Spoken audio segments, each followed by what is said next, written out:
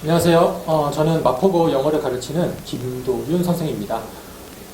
일단 지금 시기가 시기인 만큼 코로나 바이러스 좀 빨리 끝났으면 좋겠다는 기원을 저도 하고요.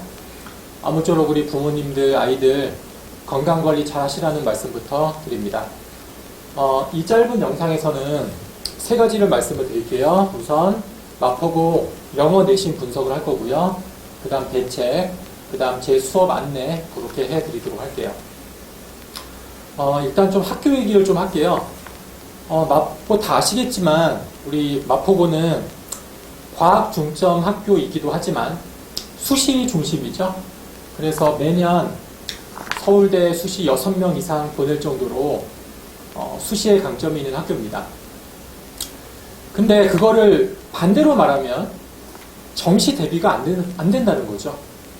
그렇죠? 그래서 마포구에서 내신이 안 좋으면 다른 학교보다 더 고생할 수밖에 없다.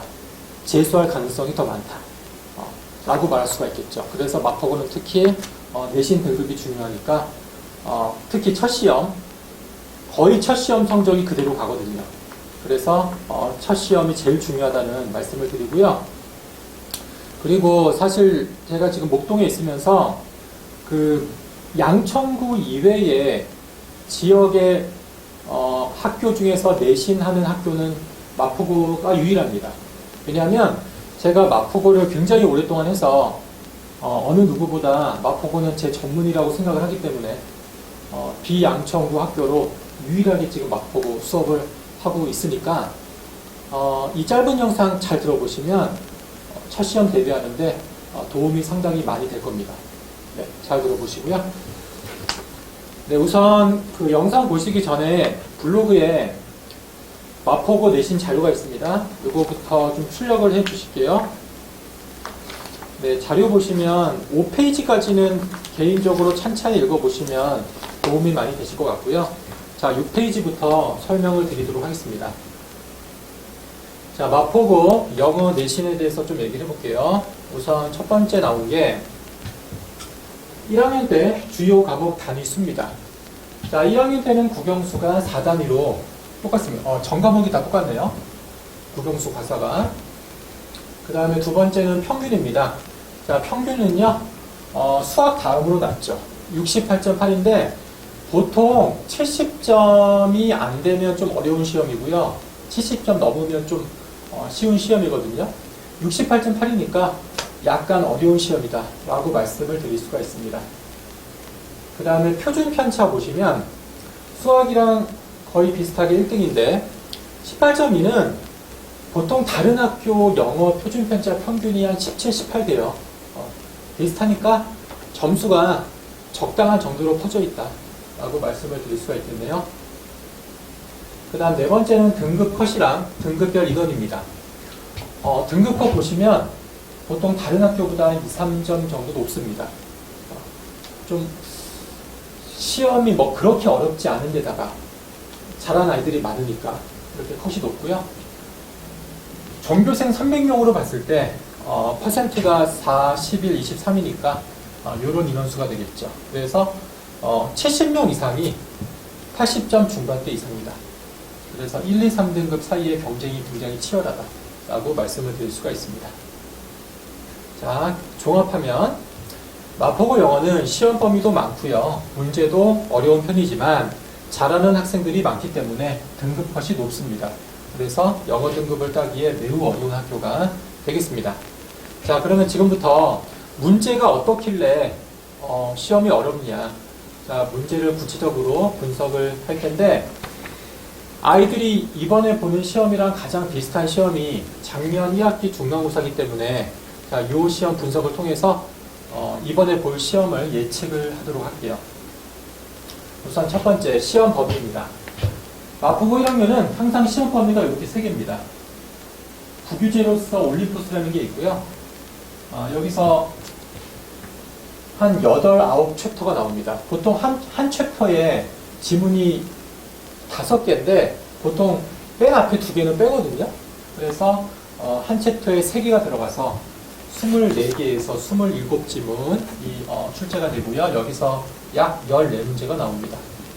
그 다음 모의고사가 나오는데 아마 이번 시험은요, 이번 4월 16일 날 보는 모의고사가 들어갈 것 같아요. 거의 그래 왔거든요. 모의고사에서 듣기 빼면 28지문인데 다 나오는 게 아니고 선생님이 시험 한 2주 전에 그 나올 문제 범위만 찍어주세요. 그게 보통 17개 정도 되거든요. 그래서 여기서 약 7문항이 출제가 됩니다. 그 다음에 교과서는 능률팀을 쓰고 있는데 여기선 한과 5문항이 출제가 되죠. 그래서 부교재가 제일 중요하다. 범위도 많고요. 네. 그 다음에 문제 유형 보시면 자, 문제 유형은요 이런 게 있는데 그 보시면 이 색칠 안 한 부분은 객관식입니다. 수능 유형 객관식이고요. 그 다음에 그 어둡게 색칠된 부분은요 서술형이 되겠습니다.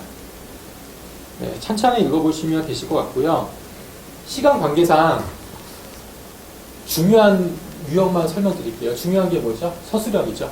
거의 서술형이 항상 등급을 가리죠. 그래서 서술형만 설명을 드리고요. 이 나머지 수능 유형 객관식은 그렇게 어렵지 않은 게 일단 아이들이 모의고사 통해서 많이 익숙한 유형이고요. 그리고 지문만 적절하게 학습이 돼 있으면 뭐 충분히 풀 수가 있습니다. 그 수능 지문 학습법은 따로 있습니다. 중학교식으로 절대 암기할 수가 없습니다. 시험 범위가 많기 때문에. 그 지문 학습법은 이따가 따로 설명을 드릴 거고요. 그리고 이 수능 유형은 제가 거의 때려 맞출 수 있는 게, 그 수능에서 대부분의 문제는 EBS 지문이 그대로 나오고 문제만 바뀌는 거 아시죠? 근데 그 문제가 바뀌는 원리가 있거든요. 제가 오랫동안 EBS 강의하다 보니까 그 원리가 보이더라고요. 근데 그 원리가 내신에도 거의 그대로 적용이 되거든요. 그래서 이런 객관식 문제는 제가 거의 적중시킬 수가 있습니다. 그래서 지금은 이 서술형에 대해서만 분석을 할게요. 5개인데 이 문법이랑 어휘를 묶을게요. 그래서 4가지를 설명을 드리겠습니다. 네. 자, 첫 번째로 서술형 문법 어휘 같이 보실 텐데요. 요거 잠깐 자료집에 그 문제 유형부터 볼게요. 그 문제 쭉 보시면 일단 밑줄이 없습니다. 그렇죠?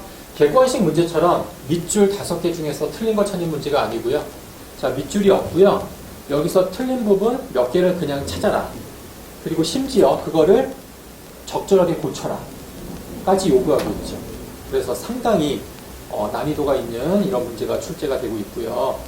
자, 이런 문제는 어떻게 대처해야 될까요?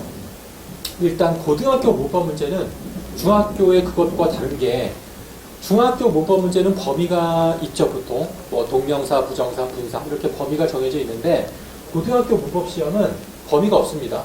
문법의 전 영역에서 출제가 되기 때문에 본문에서 등장하는 세세한 문법까지 완벽하게 정리해야 된다는 거죠. 그 다음에 두 번째 문제 잠깐 보실게요. 문제 보시면 문맥상 어색한 단어 찾아서 고쳐라 라고 써있죠. 이거는 문법 문제가 아니고 어휘 문제죠. 어휘 문제는 뭐 그렇게 어렵지 않은 게 지문만 제대로 학습이 돼 있으면 충분히 풀 수가 있습니다. 근데 수능 지문을 학습하는 방법은 따로 있습니다. 절대 중학교식으로 암기해서는 풀 수가 없습니다. 암기도 못하죠. 범위가 많기 때문에. 자, 지문 학습 방식은요. 구조 분석과 도식화입니다. 요거 잠깐 설명드리겠습니다. 자, 요거는 제가 수업했던 한 화면인데요. 그 아시는 것처럼 내신 문제는 부교재 모의고사에서 지문이 그대로 나오고 문제만 바뀌죠. 그래서 이거 모의고사 지문인데 여기서 이런 문제가 출제가 될 수가 있다는 겁니다. 이렇게 미리 제가 표시를 해오고요. 색깔별로 그 구분해서 나올 문제를 표시합니다. 노란색은 문법 나올 부분이고 파란색은 어휘 나올 부분이고 괄호는 빈칸 채우기 문제 나올 부분이고 이런 식으로 제가 미리 표시를 해옵니다. 그리고 항상 지문 학습 하나가 끝났으면 반드시 영어로 주제 제목을 만들어 보게 합니다. 왜냐하면 주제 제목 문제가 많이 나오고요. 또 서술형에서 주제문의 빈칸 채우기도 나오거든요. 아까 그 유형 확인하셨죠? 그래서 주제문의 핵심도 이렇게 따로 표시하는 거죠. 자, 그리고 아까 두 개, 구조 분석이랑 도식화가 뭐냐면 이렇게 지문 학습이 하나 끝났으면 그 내용을 이렇게 구조별로 분석을 하는 겁니다. 도입에서 이런 내용이 나왔고, 하지만 주제에 이런 내용, 이 주제에 대한 근거로 이런 내용. 이렇게 지문 학습 하나 끝나면 눈 감고 내용을 이렇게 구조별로 쭉 복기하는 겁니다. 이게 바로 구조 분석입니다. 네. 반드시 이렇게 해야 되고요. 그 다음에 도식화는 뭐냐면, 도식화는 지문의 내용을 기호화하는 거거든요. 기호화. 그 빈칸 채우기 문제의 지문은요, 거의 도식화를 할 수가 있어요. 빈칸 채우기 문제 지문의 주제는 거의 A는 B이다. 딴 식입니다. 주제가. topic. 자, 요거에 대한 근거로 보통 이런 게 제시가 돼요. A는 B 다시다. A는 B 다시 다시다. 요게 근거로 제시가 되는데, 여기서 B 다시가 뭐냐면요. B의 패러프레이징 표현입니다. 그 패러프레이징이라고 바꿔 말하기죠. 영어는 중복을 싫어하기 때문에 핵심어는 그 비슷한 의미의 다른 표현으로 계속 바꿔서 반복합니다. 그게 패러프레이징인데, B 다시랑 B 다시가 B의 그 패러프레이징 표현입니다. 그러면 결국 요 세 개는 같은 말이죠. 그래서 이 주제랑 근거랑 결국 같은 말이다. 자, 이런 식으로 내용을 기호화할 수 있는 지문이 많거든요. 이게 도식화입니다. 그래서 다시요.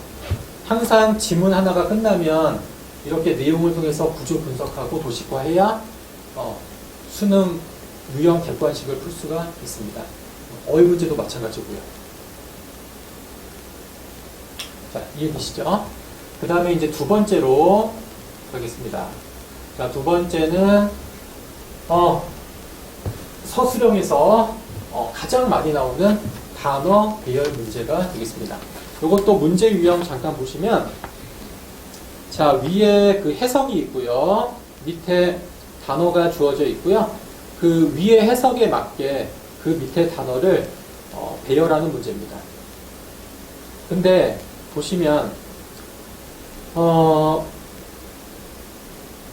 보기에 있는 단어보다 밑줄이 훨씬 많죠. 그렇죠? 그래서 이 보기에 없는 단어는 스스로 생각을 해서 빈칸을 채워야 됩니다. 그래서 상당히 어려운 문제가 되고요. 자, 이런 문제는 어떻게 대처해야 될까? 우선 영작 문제니까 영작법을 숙지해야겠죠. 이 얘기부터 할게요. 특히 한국 사람이 영어 배우기 힘들다고 하잖아요. 그 이유가 뭘까요? 영어랑 한국말은 어순이 반대이기 때문이죠. 그렇죠?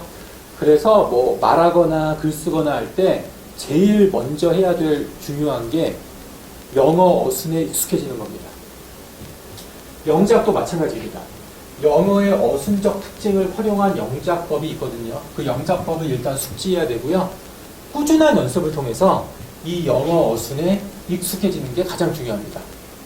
그 다음에 이 영작 문제는 100% 시험 범위 안에 지문에서 출제가 되기 때문에 그냥 시험 범위에 있는 문장을 다 외우면 맞습니다.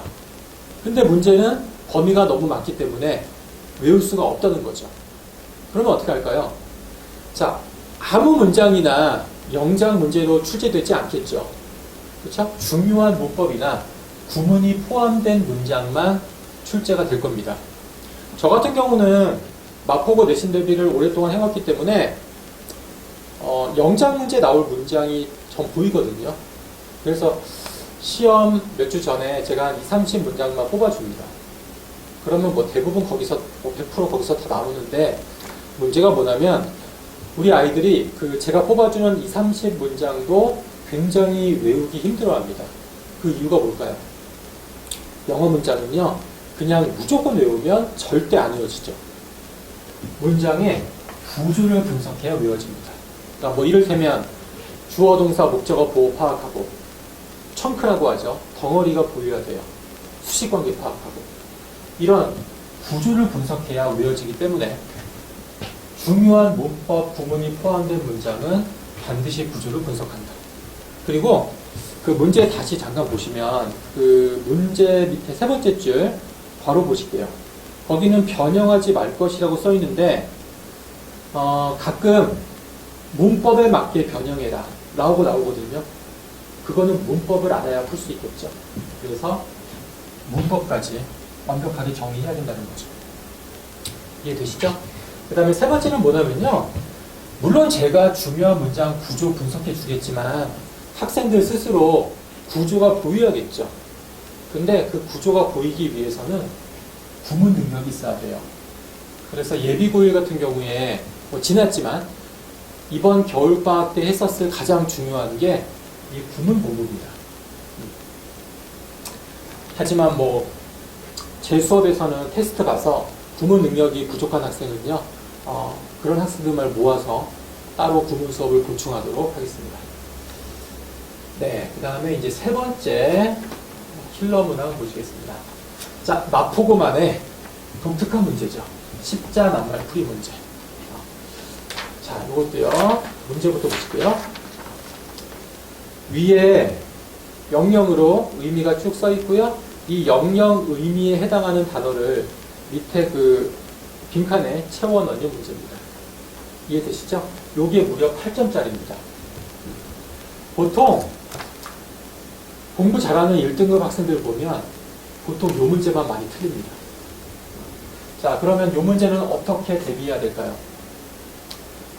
모든 시험 범위에 있는 단어의 영영 의미를 외우면 되겠죠. 근데 그게 당연히 불가능하죠. 그럼 어떻게 할까요? 자, 나올 만한 그런 어휘만 영영 의미를 외워야겠죠. 근데 참 안타까운 거는 학교에서 이 영영 의미를 정리해 주지가 않습니다. 그리고 어떤 참고서에서도 이 영영 의미가 없습니다. 이거는 스스로 해야 될 부분인데, 뭐 저 같은 경우는 나올 만한 어휘가 좀 보이거든요. 이건 좀 간인데 보통 그렇게 쉬운 어휘는 안 나오고요. 좀 약간 난이도가 있고 그 지문의 내용상 중요한 어휘가 좀 출제가 돼요. 그래서 그런 어휘만 뽑아가지고 영영 의미를 정리하고 암기하게 하는 거죠. 그리고 또 이거 대비할 때 굉장히 좀 어려운 게 뭐냐면 학교 선생님이 쓰는 사전이 있잖아요. 영영사전. 그렇죠. 그 사전에 그 나와 있는 영영 의미여야만 되겠죠. 그렇죠. 근데 사전별로 전부 영영 의미가 다릅니다. 그래서 선생님이 쓰시는 사전이랑 다른 사전의 영영 의미로 공부하면 별로 효과가 없어요. 이해 가시죠? 근데 저는 제 마포고의 영어 선생님마다 쓰시는 사전을 제가 파악을 했거든요. 공개는 못하고 다른 분들 보실까봐. 그래서 그 사전 가지고 이제 그 출제 선생님 그 사전 가지고 제가 대비하기 때문에 제 수업을 듣는 학생은 이 문제는 뭐 거의 쉽게 풀 수가 있더라고요. 네, 그 다음에 자 이제 네 번째 마지막 자 지문의 변형입니다. 그 마포고 시험이 특히 까다로운 게 지문이 좀 많이 바뀝니다. 거의 반 이상이 바뀌거든요. 네, 이것도 문제부터 보실게요. 그 첫 번째 서술형 요약문 빈칸, 이게 보통 두 문제가 나오는데, 그 문제 보시면 밑에 그 문장이요, 위의 문장의 요약문입니다. 그러니까 위의 문장을 변형한 겁니다. 이 변형한 문장에서 이제 빈칸 채우기가 나오는 거죠. 이해되시죠? 그 다음에 두 번째 객관식 문제 보시면 이거는 뭐 지문을 좀 바꿔서 수능의 모든 유형으로 출제가 될 수가 있습니다. 보시면 뭐 무관한 문장 찾기도 나올 수 있고 객관식 빈칸으로도 나올 수 있고 뭐 여러 가지 유형으로 출제가 될 수가 있거든요. 그런데 제가 그 표시한 부분을 찬찬히 잘 보시면 지문이 변형되는 방식은 두 가지입니다. 첫 번째가 문장의 구조가 바뀔 수가 있습니다. 물론 같은 의미의. 두 번째는 문장 속의 단어가 비슷한 의미의 유의어로 바뀌어 나올 수가 있습니다. 이해되시죠? 그래서 자, 요 문제는 이렇게 대비합니다. 첫 번째, 지문의 구조 변형이 가능한 문장은 그 변형된 문장을 스스로 작성해보고 그 다음에 또 저랑 확인해보고 암기해야 됩니다. 그 다음 두 번째, 뭐가 바뀔 수 있다고요? 어휘가 바뀔 수 있다고 말씀드렸죠?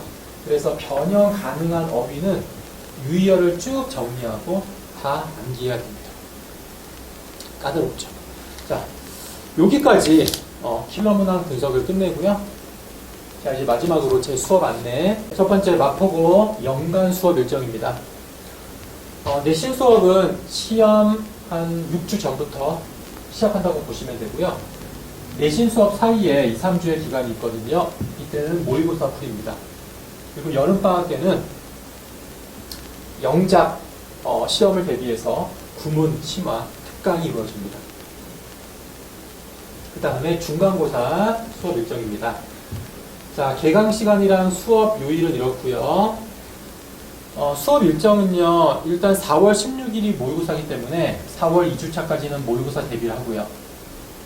그 다음에 이제 내신 수업인데, 아직 학교별로 중간고사 일정이 확정이 안 됐기 때문에, 자세한 수업 일정은 그 일정이 확정된 후에 공지하고요. 만약에 중간고사가 취소가 되면, 이때는 내신의 필수적인 문법과 영작 수업을 하겠습니다. 그 다음에 내신 수업 방식입니다. 5단계입니다. 1단계는 그 아웃라인이라고 해서 지문 전체의 구성부터 정리하고요. 그 지문에서 가장 중요한 문법을 정리합니다. 두 번째는 디테일. 문장 하나하나 이제 디테일하게 들어가서 출제 포인트 정리하고요. 마포고는 지문이 많이 바뀐다고 말씀드렸죠. 그래서 지문 중 변형이 가능한 부분은 변형해보고 숙지하는 단계입니다. 자, 3단계는 확인 단계인데 학교 시스템이 중요하다고 강조한 내용을 그 아이들이 수업 시간에 필기한 거, 학교 수업 시간에 필기한 것을 바탕으로 확인하고요. 정리합니다. 그 다음 문제 풀고요. 네 번째는 테스트 보고요. 다섯 번째는 점점을 단계가 되겠습니다. 자, 마지막으로 제 수업 특징입니다. 첫 번째 특징은 당일 깨기 시스템인데 제 수업은 항상 그날 배운 수업 내용을 100% 소화하지 못하면 절대 귀가가 안 됩니다. 사실 이 내용은 뭐 다른 선생님들도 많이 하시겠다고 하는 건데 실제로 해보면요, 이게 쉽지가 않습니다. 우리 어머님들이 가장 잘 아시죠? 아이들이 우리 의도대로 안 되죠. 그쵸? 특히 예비고일 같은 경우는 그 상당 기간 동안 중학교식 마인드를 그대로 가지고 있거든요. 그 중학교식 마인드가 뭐냐면 중학교 때는 시험 기간에만 잠깐 그냥 벼락치기로 좀 빡세게 하면 점수 웬만큼 나오죠. 그래서 굉장히 고등학교 시험도 우습게 보는 경향이 있거든요. 그런 마인드를 가지고 있기 때문에 강요만으로 되지가 않습니다. 막 빡세게 시키면요, 대부분의 학생은 뭐 반발하든지 포기하든지 이렇게 부작용이 생기더라고요. 그리고 또 뭐 반대로 뭐 너무 막 아이들에 끌려다니면서 풀어주면 또 성적이 안 나오겠죠. 그래서 제가 볼 때 이거 할 때 제일 중요한 게 강요와 관용의 어떤 적절한 밸런스 유지하는 게 제일 중요하거든요. 당근과 채찍을 좀 섞여가면서 아이들이 힘들어하지 않게 끌고 가는 그 노하우, 그게 저는 제일 중요한 것 같습니다. 내신 수업은. 근데 그 노하우는 강사의 그 경험에서 나오겠죠. 그래서 선생님 고르실 때 좀 경험도 많이 보셔야 될 것 같고요. 자, 두 번째는 교재랑 수업이 뭐 최고라고 자부한다는 건데요. 아까 처음에 말씀드렸다시피 마포고 같은 경우는 제가 가장 전문가라고 자부하거든요. 그래서 교재도 그 마포고 시험 경향에 맞게 제가 거의 직접 쓰고 있고요. 그 밑에 보시면 아까 잠깐 보여드린 것처럼 모든 수업은 빔 수업인데 제가 미리 중요한 부분을 색깔별로 표시해서 수업을 하고 있고요. 그 다음에 세 번째는 모든 수업은 동영상 촬영해서 유튜브에 올려놓기 때문에 항상 복습이 가능하다는 겁니다.